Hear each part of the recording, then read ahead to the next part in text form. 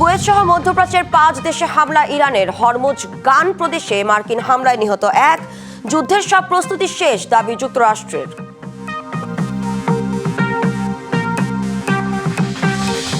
France জুড়ে তীব্র তাপপ্রবাহে বিপর্যস্ত জনজীবন। প্যারিসের কাছে ছড়িয়ে পড়েছে ভয়াবহ দাবানল। পুড়ে গেছে প্রায় 16 হেক্টরের বেশি এলাকা। দেখছিলেন সংবাদ শিরোনাম, এবার জানাবো খবরে বিস্তারিত। যুক্তরাষ্ট্র ইরানের মধ্যকার সামরিক সংঘাত আরও ভয়াবহ রূপ নিয়েছে। ওমান ও কুয়েত সহ মধ্যপ্রাচ্যের 5 দেশে মিসাইল ও ড্রোন হামলার দাবি করেছে ইরান। এর জবাবে যুদ্ধের সব প্রস্তুতি শেষ করার কথা জানিয়েছে মার্কিন সামরিক বাহিনী। এদিকে রবিবার ইরানের হরমুজগান প্রদেশের বিভিন্ন অঞ্চলে মার্কিন বাহিনীর হামলায় একজন নিহত হয়েছেন। মধ্যপ্রাচ্যে আবারও পুরোদমে যুদ্ধ শুরুর আশঙ্কা দেখা দিয়েছে। ইরানের কৌশলগত কেশম দ্বীপে 10 থেকে 11টি ক্ষেপণাস্ত্র হামলা চালিয়েছে যুক্তরাষ্ট্র, এমন দাবি তেহরানের। একই সময়ে ইরানের গুরুত্বপূর্ণ বন্দর নগরী বন্দর আব্বাসেও বিকট বিস্ফোরণের শব্দ পাওয়া গেছে। এদিকে যুক্তরাষ্ট্রের সাথে চলমান এ উত্তেজনার মধ্যেই ওমান, জর্ডান, বাহরাইন, কুয়েত এবং কাতারে ক্ষেপণাস্ত্র ও আত্মঘাতী ড্রোন হামলা চালানোর দাবি করেছে ইরানের বিপ্লবী গার্ড IRGC। এর আগে হরমুজ প্রণালী অনির্দিষ্টকালের জন্য বন্ধ ঘোষণা করে IRGC জানায়, তাদের অনুমতি না নিয়ে ওই পথ দিয়ে যাওয়ার চেষ্টা করায় বাণিজ্যিক জাহাজগুলোতে হামলা চালিয়েছে তারা। পাল্টা প্রতিক্রিয়ায় মার্কিন সামরিক বাহিনী জানায়, ইরানের যে কোনো ধরনের আগ্রাসন মোকাবেলা করে হরমুজ প্রণালীতে বাণিজ্যিক জাহাজের অবাধ চলাচল নিশ্চিত করতে তাদের বাহিনী সম্পূর্ণ প্রস্তুত। অন্যদিকে ইরানের হরমুজগান প্রদেশে যুক্তরাষ্ট্রের চালানো হামলায় হতাহতের ঘটনা ঘটেছে। Rahnuma Fermin, DBC news desk. মধ্যপ্রাচ্যে নতুন করে উত্তেজনা ছড়িয়ে পড়ায় আন্তর্জাতিক বাজারে তেলের দাম বেড়েছে। সোমবার ব্রেন্ট ক্রুডের দাম প্রায় 3% বেড়ে ব্যারেল প্রতি $78.35 পৌঁছেছে। একই সময়ে যুক্তরাষ্ট্রের অপরিশোধিত তেলের দামও 3% বেশি বেড়ে ব্যারেল প্রতি $73.62 হয়েছে। বিশেষজ্ঞদের মতে যুক্তরাষ্ট্র ও ইরানের পাল্টাপাল্টি হামলা এবং পারস্য উপসাগরীয় অঞ্চলে সংঘাত বিস্তৃত হওয়ায় জ্বালানি সরবরাহ নিয়ে নতুন করে উদ্বেগ তৈরি হয়েছে। হরমুজ প্রণালী দিয়ে তেল পরিবহন বাধাগ্রস্ত হওয়ার আশঙ্কায় বাজারে অস্থিরতা দেখা দিয়েছে। ইরানকে ঘিরে নতুন করে সামরিক শক্তির পাশাপাশি কূটনৈতিক ও আঞ্চলিক চাপ তৈরির পথে হাঁটছে যুক্তরাষ্ট্র, এমনটাই দাবি করা হয়েছে আল জাজিরার এক বিশ্লেষণধর্মী প্রতিবেদনে।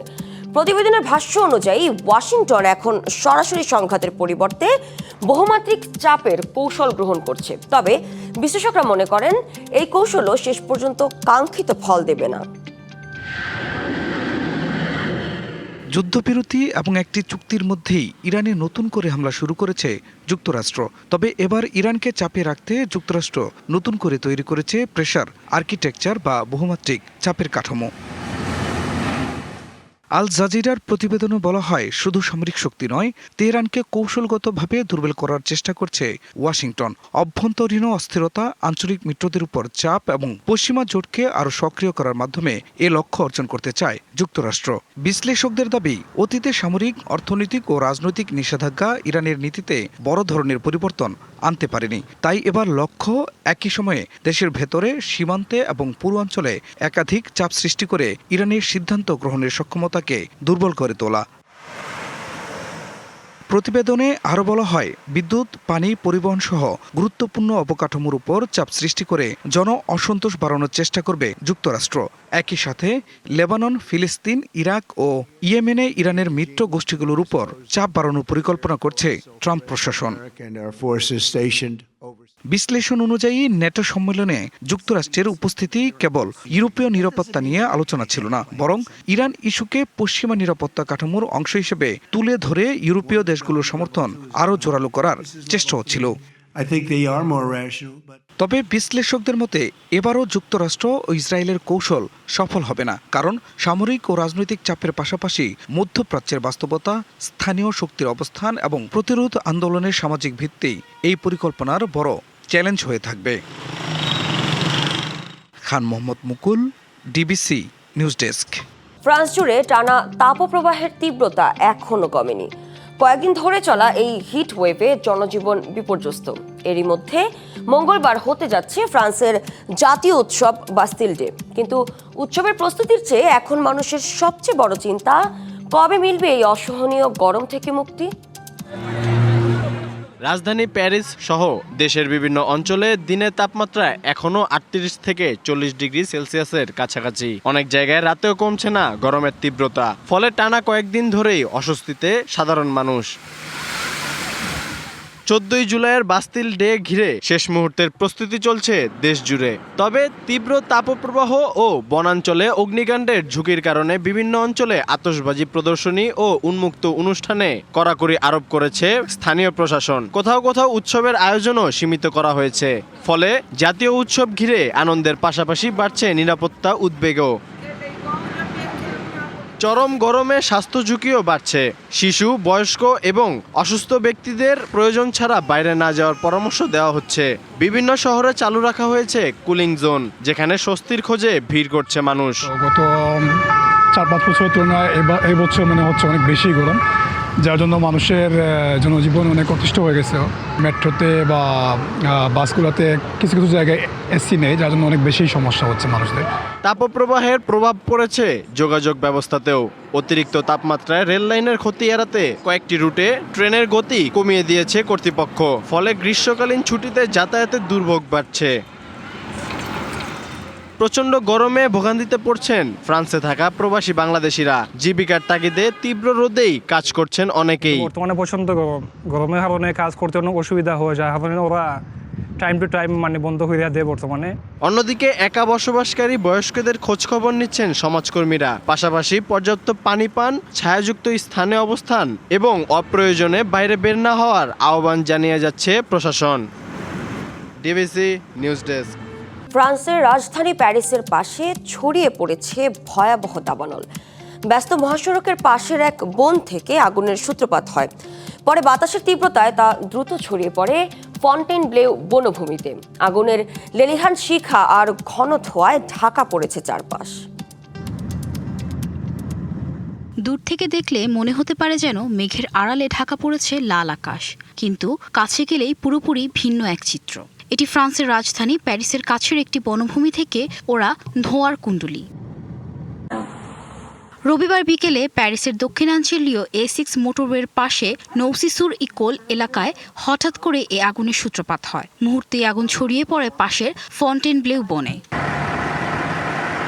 দাবানলের তীব্রতায় পুরো এলাকায় তৈরি হয় ভয়াবহ পরিস্থিতি। কালো ও ঘন ধোঁয়ায় অন্ধকার হয়ে গেছে চারপাশ। মহাসড়কের দুর্ঘটনা এড়াতে বন্ধ রাখা হয়েছে যান চলাচল। পরিস্থিতি স্বাভাবিক করতে মাঠে নেমেছেন কয়েকশো উদ্ধারকর্মী। দুর্গম বনাঞ্চলের ভিতরে আকাশপথে সামরিক হেলিকপ্টার আর ছোট বিমান থেকে ছিটানো হচ্ছে পানি। এরই মধ্যে পুড়ে গেছে 16 হেক্টরেরও বেশি বনভূমি। আর কতটা ক্ষয়ক্ষতি হয়েছে তা এখনও কেউ নিশ্চিত করেনি। স্থানীয় প্রশাসনের আশঙ্কা শুষ্ক আবহাওয়া আর বাতাসের কারণে আগুন আরও ছড়িয়ে পড়তে পারে। Rahnuma Fermin, DBC news desk. Rolls Royce নামটি শুনলেই চোখে ভাসে বিলাসিতা, আভিজাত্য আর রাজকীয় এক গাড়ির প্রতিচ্ছবি। কিন্তু বিশ্বখ্যাত ব্র্যান্ডের সহ প্রতিষ্ঠাতা চার্লস রোলসের জীবন থেমে যায় খুব অল্প বয়সেই। 1910 সালের 12 জুলাই এক ভয়াবহ বিমান দুর্ঘটনায় প্রাণ হারান মাত্র 32 বছর বয়সী চার্লস রোলস। ভিনটেজ গাড়ির লন্ডনের এক অভিজাত পরিবারে জন্ম চার্লস রোলসের। ছোটবেলা থেকেই যন্ত্র আর গতির প্রতি অদ্ভুত এক নেশা ছিল তার। মাত্র 18 বছর বয়সেই কিনেছিলেন নিজের প্রথম গাড়ি। সময়টা 1904 সাল। ম্যানচেস্টারে দেখা হলো সাধারণ পরিবারের জেদি মেকানিক হেনরি রয়েসের সাথে। রয়েসের বানানো নিখুঁত ইঞ্জিন আর রোলসের মার্কেটিং, এই দুইয়ের জাদুকরী মিলনেই জন্ম নেয় ইতিহাসের অন্যতম সেরা ব্র্যান্ড রোলস রয়েস। তবে রোলসের স্বপ্ন শুধু মাটিতেই আটকে ছিল না, আকাশেও উঠতে চেয়েছিল তিনি। রাইট ভাইদের কাছ থেকে বিমান কিনে শুরু করেন কসরত। মৃত্যুর ঠিক 1 মাস আগে প্রথম মানুষ হিসেবে বিরতিহীনভাবে দুবার ইংলিশ চ্যানেল পাড়ি দেওয়ার বিশ্ব রেকর্ডও গড়েন তিনি। কিন্তু এই আকাশই ডেকে আনে তার চূড়ান্ত পরিণতি। 12 জুলাই 1910 দর্শকদের কসরত দেখাতে গিয়ে মাত্র 20 থেকে 30 ফুট উপর থেকে মাটিতে আছড়ে পড়ে রোলসের বিমান। প্রথম ব্রিটিশ হিসেবে বিমান দুর্ঘটনায় প্রাণ হারান মাত্র 32 বছর বয়সী এই স্বপ্নদ্রষ্টা।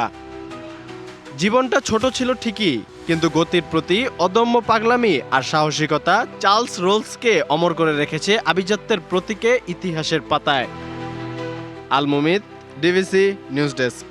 ডিবিসি ওয়ার্ল্ডে এই ছিল এখনকার মতো। ডিবিসি নিউজের সংবাদগুলো পড়তে ভিজিট করুন dbcnews.tv আর ভিজিট করুন ডিবিসি নিউজের ফেসবুক পেজ এবং ইউটিউব চ্যানেল। ডিবিসির সঙ্গেই থাকুন।